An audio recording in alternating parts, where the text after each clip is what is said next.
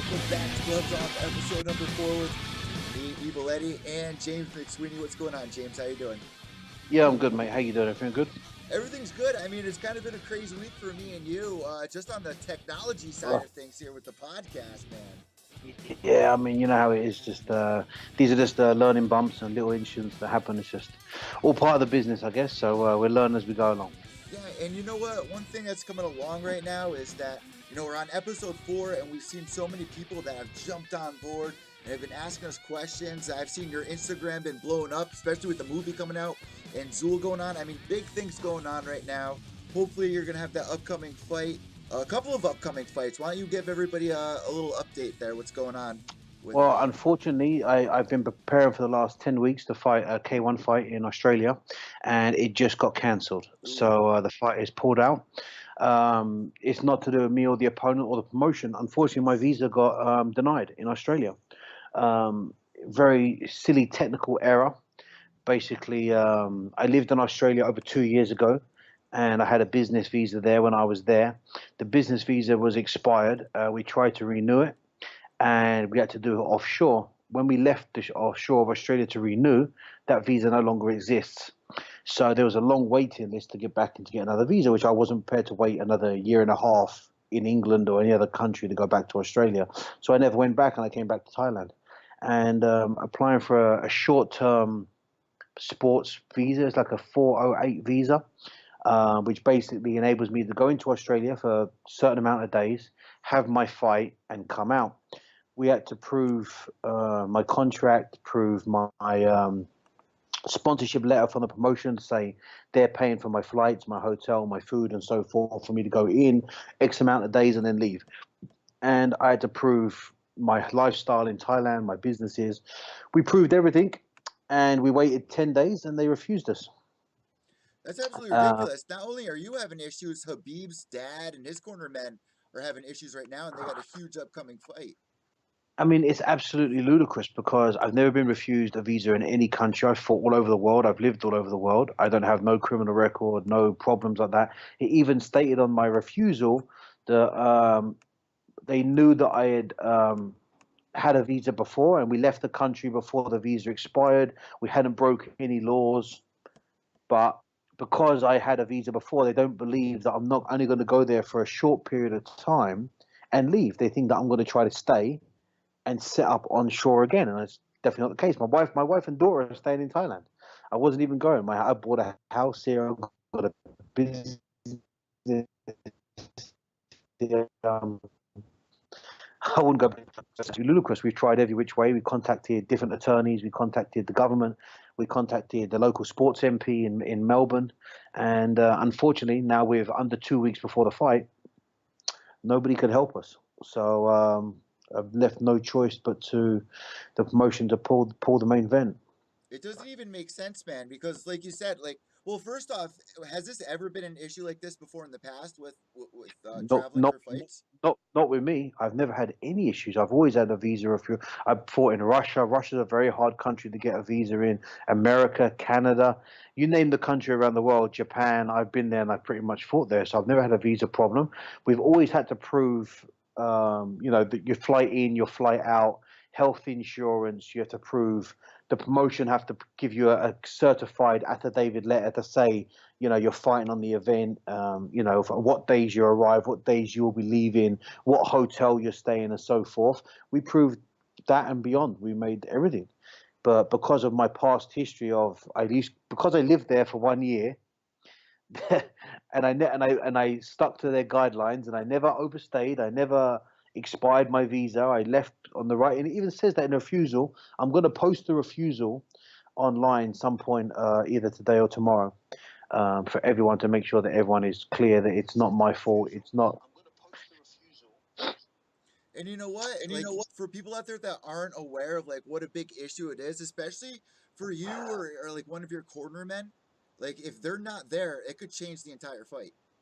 Well, if I'm not there, it definitely changes Well, the yeah, fight. yeah, of course, of It course. doesn't happen, but if my corner team isn't there, yeah, that's a big problem too. But the fact of the matter is, this is really disappointing because this is a legit fight, legit reason. My opponent is trained fully for his training camp to fight me. I've trained fully to fight him. We've both spent thousands of dollars in our training camp, and 2 weeks out to have it, just refused. And it's really crazy with the Australian government. When they refuse you, you can't appeal the decision, you can't speak to anybody, and you can't contact them. Wow. So it's just pretty much a computer that says yes or no, and that's it. That's absolutely There's ridiculous. no factors are taking play. When we contacted an attorney in Australia, they said to us pretty much that we've fallen victim to a very poor government policy of immigration, and there's nothing they can do. And unfortunately, they're just apologetic that this policy still exists, and they don't know how long the policy is going to go on for. Because basically, what they're trying to say is, because I had a visa once, I can't apply again. But that's not the law. You can apply again as many visas as you like. I mean, I can't even go there on holiday by the sound of it, which seems absolutely ludicrous. So I had a visa living there. I never overstayed. I never broke the law, and I stuck to all the guidelines of the Immigration Department of Australia. And yet I'm banned, but I'm not banned. I haven't been banned from the country. They tell me I'm not banned, but they just won't grant me a visa. So It doesn't even make sense to it's me. And absolutely ludicrous, and it's so frustrating because, of course, next Saturday I'm meant to be fighting.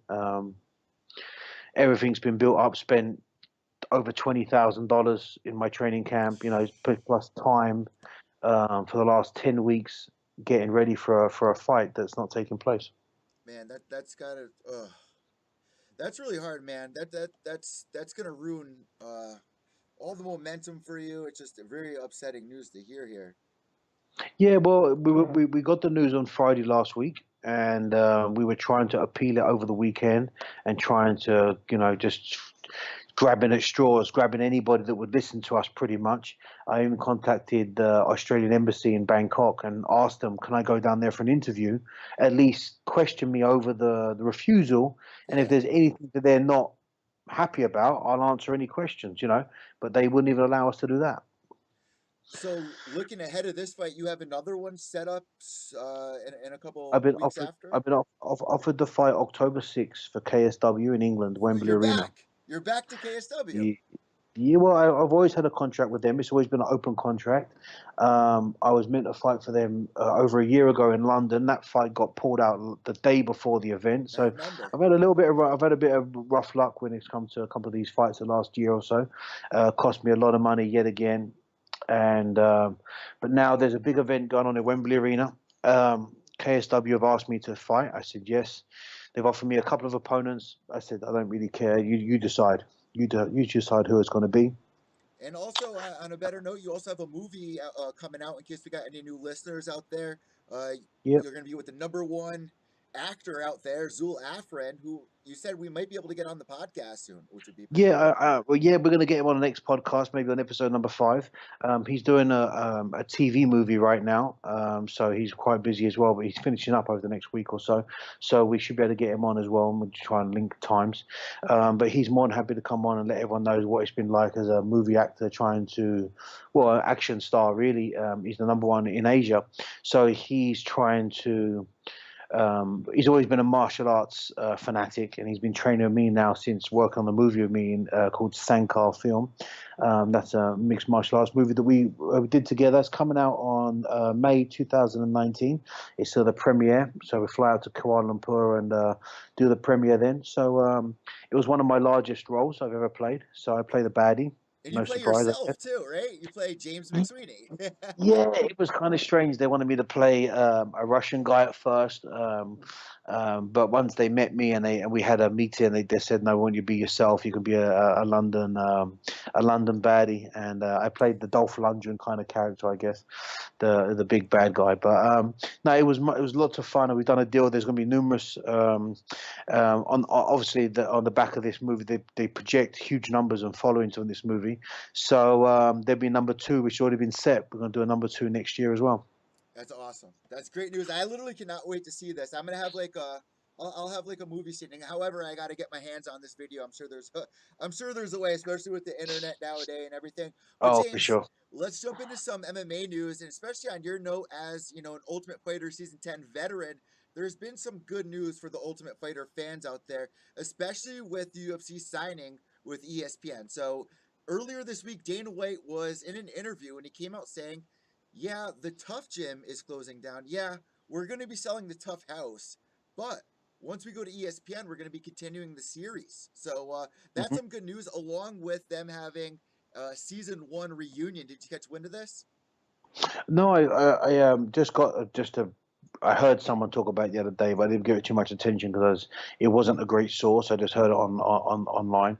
So yeah, no, if it's true, that's fantastic. I mean, I said to you one day before, yeah, if it's over, it's over. But there's always going to be something coming on to next. I thought they had shut it down because of the Contender series. I thought they were hoping that all the fan base from Ultimate Fighter would go to Contender. That's what I thought he'd be doing. But no, if it's going over to ESPN, that's even better.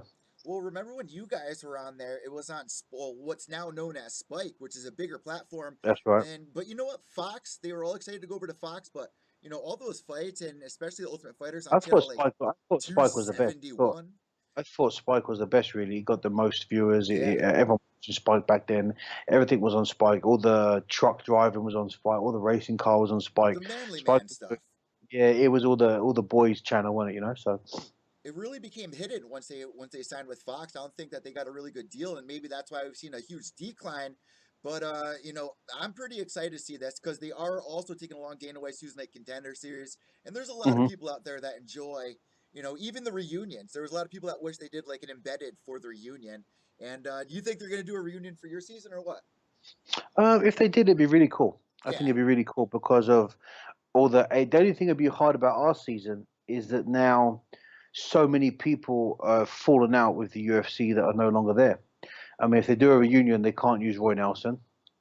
They're not going to use Matt Mitrione. they're probably not Brendan's going to not going bring to be Brandon. used. He doesn't have a good That's relationship what with I'm. Dana. That's what I'm saying. So I mean, but then on the other side of that, maybe they would because look at the viewers it would bring. Yeah, yep. It's the truth, I man. mean, People love it. if you look at it on a business side note, I mean, how many viewers that series got and how many viewers it would get now because so many people that went on to do successful things from that one series. I think the reunion would be massive. And I think it would build a lot of controversy as well. So I think there's a lot of comments we made from different people, different stages. So it'd be funny, interesting to see. Um, but yeah, I don't know. It's hard because a lot of them gone to Bellator now. A lot of them had bad, Brendan and Dana have obviously fallen out on a big scale. Um, yeah, it'd be difficult to see if it would happen. You know who's doing really good that I ran into was Justin Wren, man. I got to meet him. He's one of the nicest guys. And he kind hmm of introduced his story to everybody. He finally, kind of exposed himself of what he was doing in the Tough House. Did you guys have any idea that he was, using pain medicine while, competing? No, but to be honest, no disrespect, but there's so many people there are. Yeah. So if you find out one person is, it's not like, oh wow, that's terrible. It's. I mean, um, he has a huge background here in wrestling, and it was no surprise. It's probably no surprise. You know what I mean? There's not this. He's not the only one who has to take pain medicine at certain ages and stages in their life, or has been hooked on it. I mean, it's just been combated for years. And to be honest with you, he hasn't even been that active in the fight world. He hasn't Yeah. even had that many fights. He's been doing He just really had a big lot of. things with like the pygmy people. Oh yeah, he's been out there doing a ton of stuff. I mean, he was always very religious when he was in the house, and he was very upset because they took the Bible from him when he went into the Oh house. He man, wasn't I allowed the forgot Bible. about that. Wow. Yeah, Yeah. yeah, and it was very disappointing for him. He was really upset, and there was a couple of times that he went through the ringer a little bit on the show, off camera, and there was a couple of times that a few things happened on camera that he was really concerned about. That if it was to come out, he was concerned. But I've always thought he was a good kid. He was a young kid back then. Now he's a man. He's doing his own thing. But back then he was a young kid, and he was very close with God, it's terrible. Scott Junk. He was very Oh close with man. Scott Junk on the show. Scott Junk was like his big brother on the show. He kind of big brothered him and looked after him and tried to don't make foolish errors. And he watched him. So they were really close. And I thought I was quite close with him as well on the show. He come to me and confided in me about a few things, and he was just a good kid, a really good kid, a good Christian boy that come from a nice background, an amazing wrestler. I forget what he looked like. You know, his conditioning was really good. He was super strong. I He was a thought good he beat fighter. Roy. Remember that fight with Well, Roy? yeah. I mean, to be honest, in my opinion, I was ringside, and I thought he won that fight too. Adelaide I think, Bird was the judge, James. Adelaide Bird was the yeah, judge that night. yeah. Years later to Say, find out she say, blew the biggest fight, say, you know? say no more. But I mean, it was really close, and I know Dana was really pissed as well because A, Dana and Roy never had any love lost. Dana didn't like him whatsoever. But B, I think it would have been a nicer story for him to win. Yeah, and it would be really cool to see all you guys get a reunion finally. I mean, that was one of my favorite seasons. So, even Well, it's so sad because now, like you got uh, Kimbo's not here no more, bless his yeah. heart, and so there's a lot of people that if they do it and they allow everyone to be on the show, then that's great. But if they're going to hold grudges over Brendan, hold grudges over Roy and Matt Mitrione and all the rest of it, who are they going to have on? Me and a handful of other guys. I mean, not the real stars, but the top end guys that actually got somewhere to do something would be the ones that would make the reunion a good reunion. And this is So why. if we're gonna do it, allow everyone to be on. You know what I Yeah. mean? Because that's what's gonna make the reunion good. If it's just gonna bring on the bottom end of the puzzle, then they pretty much the bottom end who lost in the first or second fights disappeared, and we never heard from them much again. So And this is why I kind of want you to get into the Bellator kickboxing. Like you should go home to Spike TV where all the other guys are, like Roy, like hmm Justin. That would just be awesome to see. I would yeah. love for that to go down. But moving forward here, James, there's a lot of crazy things that are going on in the world of MMA. I know that everybody wants us to talk about Conor McGregor versus Khabib Nurmagomedov. Me and you kind of brushed on it when we last spoke, but diving right into it, there's a lot of people out there saying, well, Conor McGregor had a little issue against Chad Mendes. Yeah, but that fight was on short notice. Khabib is a bigger lightweight. How do you see this fight going down, and what are the keys to victory for Conor McGregor? For Conor needs space. For Conor to win this fight, he's got to keep space. He's got to keep distance. He's got to keep, and he's one of the best masters at it. He knows the space. He knows how to keep his distance. He's always, if you watch him, he's always using that half penetration, half recoil step. That's how he knocked out Aldo, where he half commits in, then he retreats out and makes you commit, and he caught Aldo on the way when Aldo overcommitted. And he has a great method of footwork there. So he keeps his stance nice and wide. He's very good. He's got very long arms, and his southpaw stance makes that jab even closer. So he's a master of his space. So that's really the key to this fight. Because Khabib, obviously, Khabib punches short. He doesn't fully extend his punches. He doesn't fully rotate on his punches. But everything he does is to make the clinch happen or to make the grind of the turmoil happen. So that was one thing. So it's very important that Conor keeps his distance. It's very important that he makes sure that if he is going to close the distance, it's under Conor's rules, not under Khabib's rules. And he stays very relaxed, calm, cool, and collected, especially in that first round. But everyone's like, "Oh, his cardio, his cardio." I mean, what can you say about that? I think it's just silly nowadays that people just look for. I mean, you look at one of the pound for pound best fighters to Yeah. ever walk in the cage, right? Yep. He's done things in different weight classes that's never been done. He's gone out there and done 10 rounds with Floyd Mayweather. He's trained and trained and He trained looked and good in the trained. beginning of that fight Um, too against Floyd. yeah, and the fact of the matter is, he's not a 10 round fighter. To be a 10 round fighter in boxing takes over 20 fights. So he starts off. He's a 3 round fighter, which everyone gave him 3 rounds to make something happen. And in those 3 rounds, he looked great. And with his experience, 1 to 5 fights, you have 3 round fights, and then you have 5 round, then 8, and then you go up to 10 and 12 round fights once you hit that 20 fight mark. And so it was no surprise that he was a 3 round or 5 round fighter against Floyd. He just did a great job, and he just wasn't his fight. And Floyd just outgassed him and outworked him and kept composed under pressure and outboxed him. But this is not boxing. We've seen Conor go go round after round and pressure after pressure. The fact of the matter is, the guy is one of the most technical and skilled fighters of the world. Um, him not being in condition has never been a factor, in my opinion. The only time it was a factor was when he fought Diaz the first And time, that was on short notice.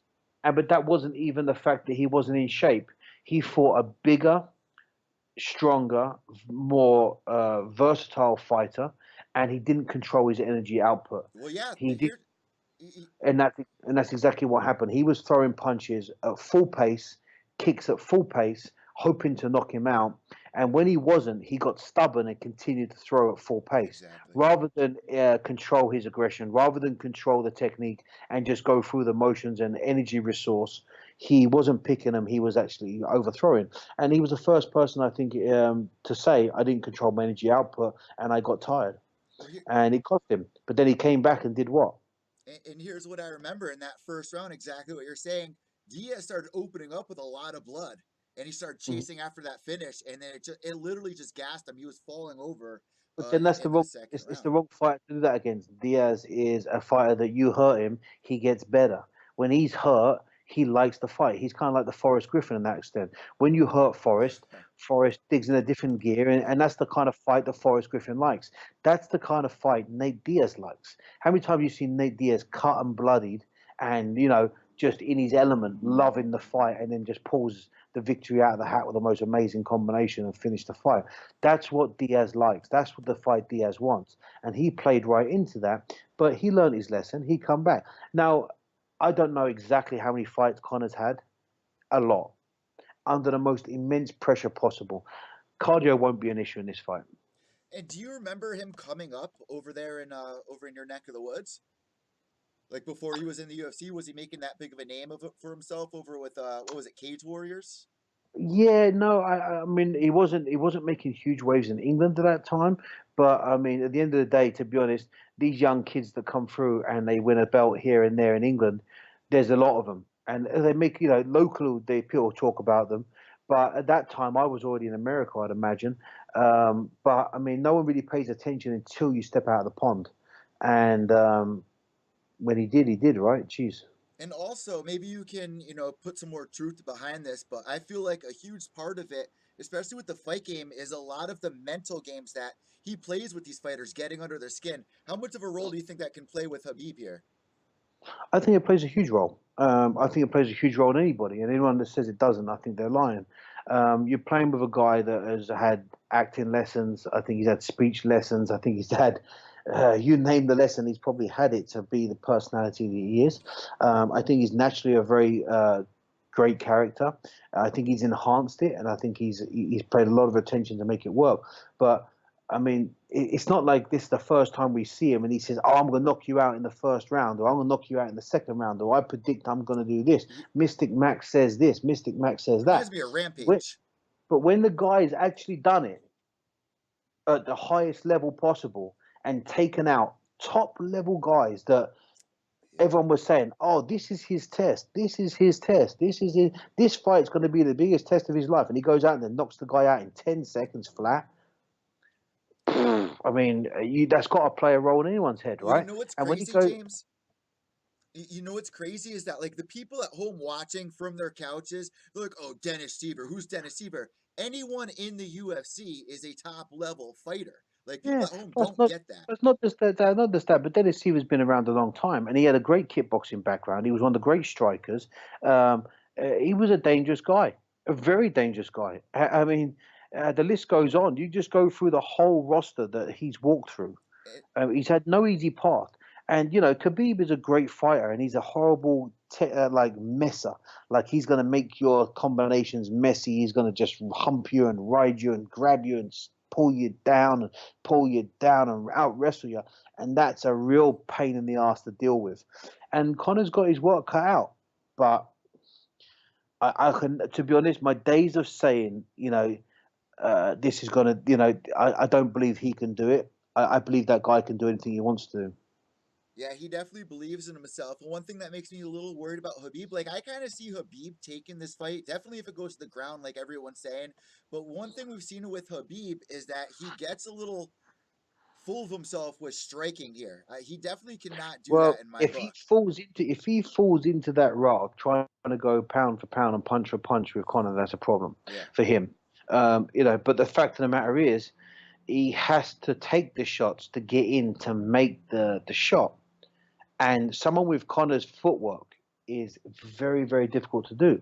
And to be honest, I don't think when he fought Chad Mendes that his wrestling defense was that great, but I think it's got better, and I think he's continued to go better, and he That was still 3 stood years up. ago. That was 3 years ago. Yeah. I think exactly. That's what I'm saying. Like I know how I was 3 years ago and who I am today. There's certain parts of my game that's gone through the roof compared to 3 years ago because I've been working on them for 3 years. So the only weakness in Connor's game that everyone was talking about was his ground game because he got submitted by Nick.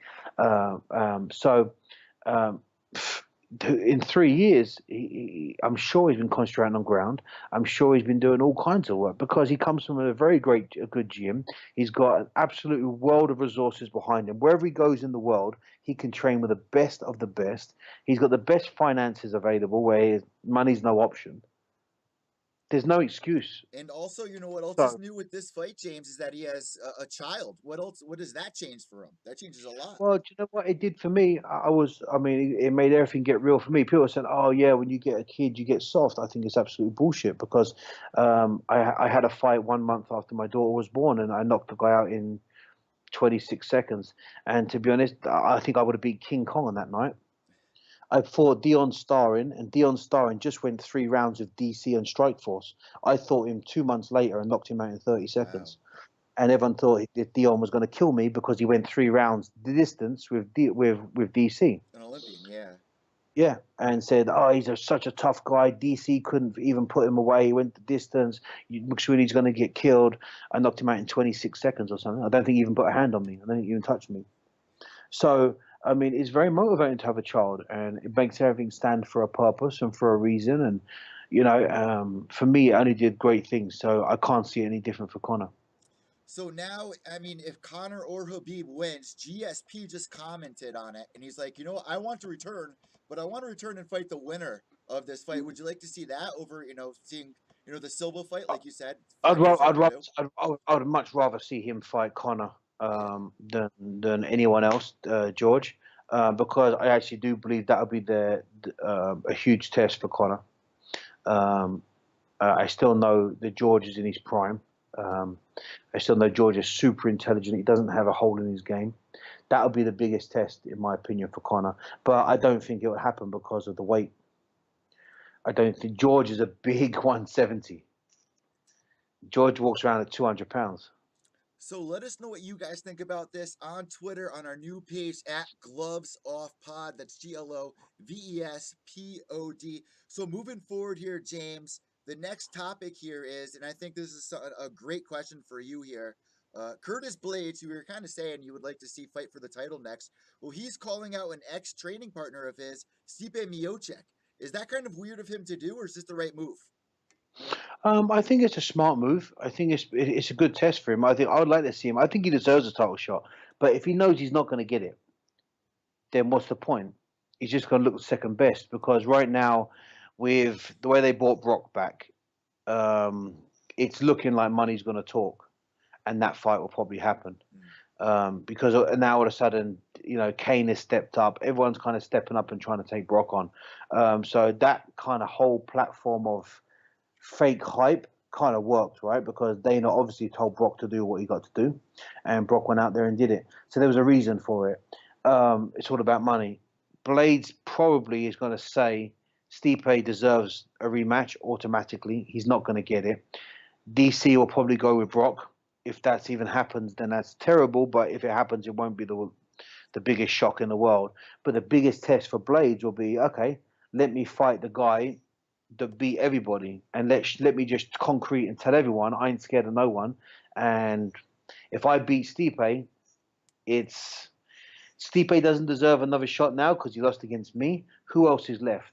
Just me. Give me my shot. So it's a very smart checkers move, you know, because if he's got the heads up from the inside camp and said, "Hey, listen, you can ask for DC all you want. You're not going to get him yet. So if you want a big fight, take this role." And it's not like it's Rashad Evans versus John Bones Jones, where it was like really weird because the coaches are in that corner. but there's been enough time in between, and like you said, that fight for DC and Brock isn't going to happen until 2019. What's next? You're not going to get the immediate title rematch, which is the perfect segue into our So it next. just means that's what I'm saying. It just means that he's going to sit on the shelf for over a year. And a kid like Blaydes don't want to sit on the shelf. He's hungry. He's on the gravy train of winning. He wants to keep that hype going and wants to stay active. So it's a great fight. And it's the perfect segue into the next segment here, which is, what really entitles for an immediate title rematch. Me and you were speaking about it on the last show that, had some issues here. So we definitely got to run back towards it. What do we got? Mighty Mouse. Mighty Mouse lost the title. He defended it 11 times, beating Anderson Silva's title run. If he doesn't get the title match, what entitles, an immediate rematch? Well, to be honest, apart from it being in on the contract clause, nothing.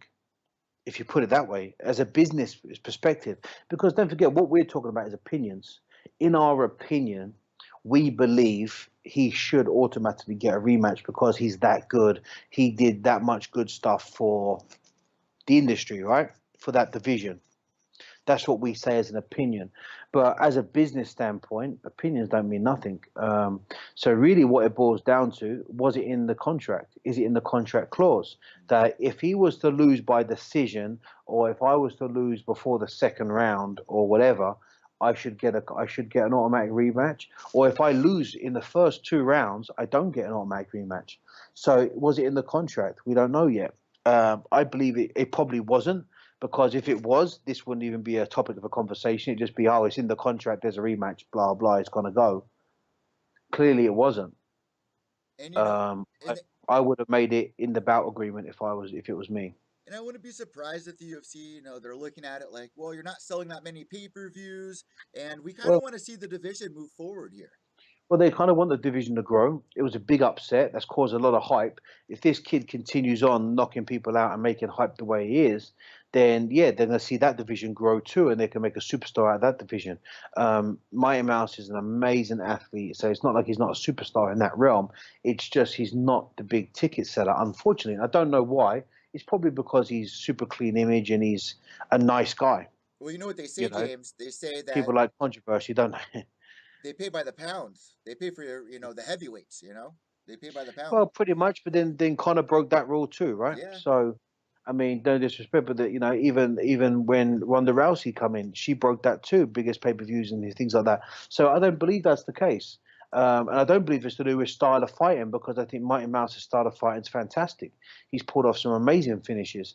If it's just about, it's more about the personality of the fighter. And Mighty Mouse is a very clean cut, technical, nice guy, best man win kind of scenario, which is full martial arts respect. But unfortunately, nowadays, a lot of people that are watching it aren't martial artists. They want to see controversy, they want to see drama, they want to see smack, they want to see everyone talking crap and this big hatred towards everyone. It's got to be personal. Taking the words right out of my mouth here. I mean, yeah, now that this feud is happening, I bet people are going to be more interested. Probably. Yeah. Probably. And if he doesn't get it, it's probably going to cause even more interest, and then he'll get it in 2 fights down the line when the interest is at the highest point. I mean, look at what's the selling point of Tito and Chuck Liddell? There's bad blood. If there was no bad blood and they liked each other, who'd want to go and see a 50-year-old man fight another veteran? No one. So moving forward here, obviously coming up, we got an Overeem. You were just talking about not Overeem. We were just talking about Chuck and Tito. Well, Tito was just training with your good friend Overeem. Did you catch wind of that? Yeah, no, I did. I saw it online. I actually was messaging with Alistair the other day because there was a message put out by Chuck saying they were looking for some heavyweights to go on the undercard of the Chuck and Tito fight and to contact their manager. But I knew that manager is the same manager as Alistair. Alistair and Tito have the same management company. So I contacted Alistair and said, hey, can I have your manager's number? I wanted to contact him regarding maybe possibly fight on that show. But we've contacted them. We've gave her information, so we'll see what happens. When But is that show, James? I think it's November. Is it November? It's going to be a big Vegas? pay-per-view. Like, there's going to be bars Yeah, playing it. because Everyone knows. because it's been done by Golden Promotions, right? Yep, yep. Golden Boy Promotions, Oscar big De La boxing. Hoya. Yeah, Oscar has a lot, one of the biggest and most expensive budgets in the world. So, it's going to be a great show, that's for sure. That's why I was trying to reach out to get my hands on it. Yeah, I remember when I first got into high school, my dad was like, "Dude, you need to shave your head like Chuck Liddell," and I was like, just learning, about mixed martial arts. I was in like ninth grade. I was like, "Oh my god, like my dad's into like what's going on here? This is I think crazy." everyone had that haircut at one stage or another. Yeah, like Chuck was the face of mixed martial arts for so long, and Tito Ortiz as well. I'll Sure. never forget when Tito walked out with the American flag right after 9/11. That was a huge moment in Oh yeah, it sports. was it was absolutely huge, and I think it's been shown around the world so many times as such a patriotic move. But I like them both, and I like them both separate, and I like them, But the fight itself is going to sell, and it's going to be a great fight. But it's just, I don't know. It's just got to be hard details to watch. But yeah, no, Alistair was over there training with Tito, and he said to me it was a great experience. Tito's a great guy, and I said, yeah. When Rashad fought Tito, they didn't like each other, but Rashad said at the time he was one of the best and strongest wrestlers he ever fought against. So that goes a lot for Tito saying something. So Rashad don't give that kind of compliment out to many people. And what's going on with Overeem right now? Does he have an upcoming fight that's coming up, or is he just kind of Yeah, laying low? no, no, no. He's always training. He's always training all over the world. But he's the most travelled fighter I think I know. He just travels everywhere, training with different camps and learning as much as he can. Yeah, he's No, been like that for a while. I'm pretty sure he's fighting December because he's coming out to see me in January. Oh snap! Um, yes, I think December time he's fighting. Then he was coming after Christmas, and then he's going to be in Thailand for probably like a year. So moving forward here, James. Oh, and by the way, Joe Rogan was just out your way, out in Thailand. He said he went to a bunch of zoos. He was going to see like the lions, kind of like what you and your daughter do a lot out there. And he Hmm. was like, it's sad to see some of these elephants out there all Yeah, tranquilized, it's or the heartbreaking. lions and stuff like that. Heartbreaking. Yeah, it's heartbreaking. Man, it's I would A lot of enjoy these, seeing that. a lot of these places I don't go to. I don't go to the elephant trekking. I don't go to the tiger kingdoms and stuff like that. I don't go to them because the animals. I don't go to the public zoos. I go to the nature reserves. We go to the rescue places and stuff like that where these animals are rescued. But I don't encourage or send anyone to these places, these tourist traps. And unfortunately, the elephants and that they're taken out of their real environment and they're carrying people around all day and they're taken away from their babies and all sorts and abused. It's terrible, They're smart disgusting. creatures too. Elephants are Oh, extremely smart. I'm unbelievably smart, Are you a beautiful hunter, animals. James, or no? You love animals too much? No, I can't. I couldn't hunt. It's funny. I can eat it, Yeah, which yeah. is a bit hypocritical, but I just couldn't pull the trigger myself. I respect people to do it, and it's all everyone for their own. I'm not like, oh, you're a hunter, you're a piece of shit or nothing. I respect it's a sport. It's a certain time of year that they have to control certain aspects of animals and stuff Populations as and well. yeah. Yeah, and that's fine. I think that's great that it's all regulated. Me personally, it's just never been a thing for me. I love animals, and I mean, we had a cobra in my back garden yesterday, so that was a little thing to deal with. Yeah, Jesus. that's the first time ever. My daughter come in, she was outside, No. and she told my wife, "Oh, mummy, I was in the shower. Mummy, there's a snake in the garden." And my wife said, "Oh, are you sure?" And she said, "Yeah, I'm sure. It's a black snake." And my wife knows my daughter doesn't lie, so she's gone outside, and then she called me. It was about 2 feet long, black snake right by the wall. So they called me. I've come down, and I'm petrified of snakes. I can't stand them. I am too, We man. were keeping our distance, and then she's trying to show me where it is, but I couldn't see it. It was so blended in, I couldn't see it. And she just threw a little pebble towards it, and I see it move, but it was going along the wall. And I said, "Well, we've got to go. I usually get the snake catcher to come and get them, but I said we have to leave. I, Yeah. I don't know what snake this is even. Like, it'll just go." You said it on And episode 1 of so, Gloves Off, so, James. so she took a picture of it, and when we was out having lunch, she posted it on this Facebook site where locals, experts, tell you what kind of snake it is and so forth. Yeah, it come back as one of the most deadly cobras, a Ooh. baby deadly cobra that actually spits venom. So great. So yeah, when she was throwing rocks at it to get its attention, it could have turned around and spat at her. And yeah, they spit up to 4 meters, and they can get they're like, so if it goes in your eyes, A, you'll be blind, but you'll be dead in about an hour. This one apparently is one of the most rarest type of cobras, and if it bites you, you got 30 minutes to live. Did you So, warn the people around there to like, what can you do to prevent it coming back, or like, what do you do? well, I come back, I check the yard. We've got the gardeners and the snake people come today and cut all the grass real low. The grass is always really low, and the hedges are all kept up. But the snake people said that if it was only 2 feet, it's a baby, and it's not in my yard, but somewhere around here there's a nest, and of the mums obviously they have like 30 or 40 at a time. Oh my god. So I mean, listen, you live in Thailand, you got to expect it. This is my first experience with a cobra. So at the end of the day, I just took the precautions. We put down the snake powder. We have a thing in our yard now that vibrates, that sends like an ultrasonic vibration through the grass. There you go. That the snakes don't like it, so that keeps them away. But I mean, you can go and tell your neighbors all you want; they'll just say, "Yeah, we got one too." Like it's just you just got to keep vigilant, you know. No, yeah, So you told everybody on episode 1 or 2 of the podcast here, you're like, I'm petrified of snakes. Like, I will oh leave the country. I would have burnt, if it was my way, I'd have burnt the house down and left. That's what you said. Oh fuck yeah! I no. She's like, well, what should we do with it? I said, what do We you mean? What gotta should we do with leave. it? We gotta get out What of should we here. do? Get in the car and drive down the motorway as fast as we can. That's what we do. What do you mean? What we do? We do. Oh, we'll take it for dinner. Let's take it for lunch.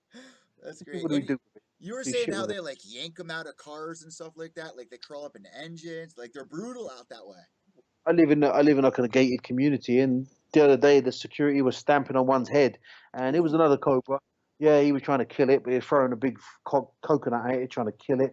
And yeah, they eat them and do all sorts of, I don't know. It's just I stay away from it. But yeah, the Thais aren't scared of them. Let's put it that way.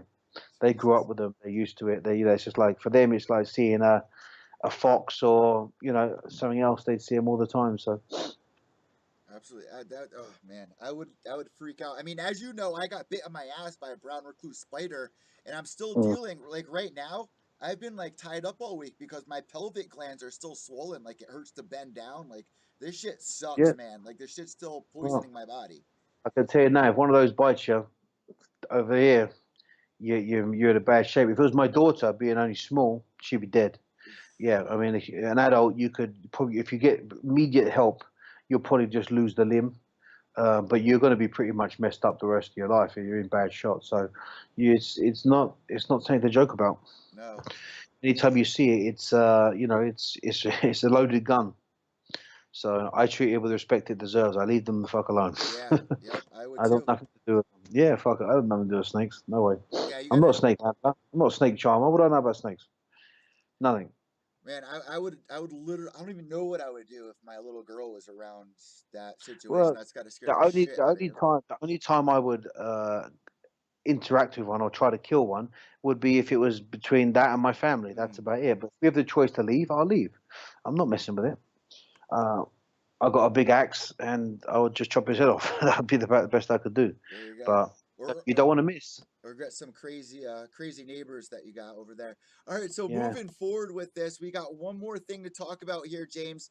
And there seems to be a lot of fighters like Eddie Alvarez, Chris Cyborg, and they're all saying that they're kind of interested in maybe wanting to, live out their contract and go to Bellator or go to ONE FC. What do you think the dangers in them leaving the UFC are, or is it more of a pro at this point? How do you view it? I think it's careful what you wish for because you know what I've seen a lot of people over the years complain about the fighting for the UFC and all the rest of it, and you know what, the grass is greener elsewhere. But it's not always true. It's not always true at all. The fact of the matter is, there's only a few people in Bellator that are getting top end money from them. Bellator don't have the resources to pay the kind of UFC payments. Um, ONE FC certainly doesn't. It has the potential because the owner has an extreme lot of money, but he's a businessman. He's not going to give money out for nothing. I think Ben Askren was their biggest payday of 50,000 a fight, and Ben's only fighting. Look at I don't know. Go on Sherdog and see how many times Ben fights a year. Once, maybe Yeah, twice. yeah, about Once, once. once every 2 years. Yeah, it's very 50 grand few and a far fight. in between right now. Talking about 50 grand a fight is great if you're fighting 3 or 4 times a year, right? Fighting once a year after you pay tax in your corner, man, ain't shit.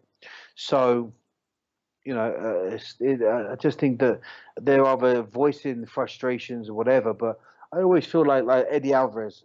he wasn't saying that when he was the champion and he was going to fight Conor. Yeah, that's If he beat Conor, would he have said that? no, definitely No, not. Definitely not. because he'd be getting $1 million a fight plus.